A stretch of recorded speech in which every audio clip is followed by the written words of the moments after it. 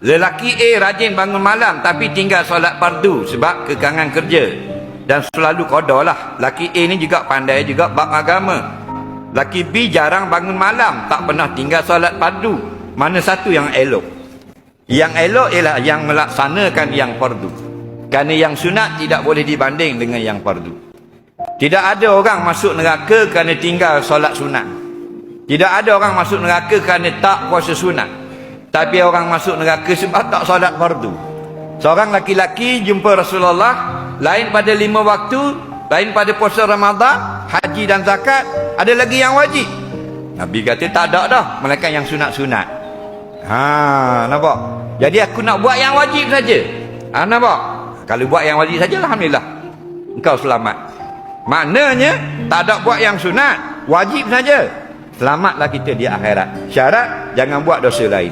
Jangan zina, jangan judi dan sebagainya. Tetapi dalam soalan ini, orang ini rajin semayang sunat malam, tapi fardunya qada. Faham? Yang seorang lagi tak, malas solat malam, tapi fardunya tunai. Maka yang tunai lebih besar pahala. Nampak? Tapi janganlah kita mengharapkan cukup dengan yang fardu saja. Kerana kadang-kadang yang sunat itulah yang menyelamatkan kita. Contoh, bila ditimbang amal fardu kita dapat 1000 kilo, tiba-tiba kita terlupa, bila timbang dosa kita 1200 kilo. Kenapa? Lebih pula yang dosa.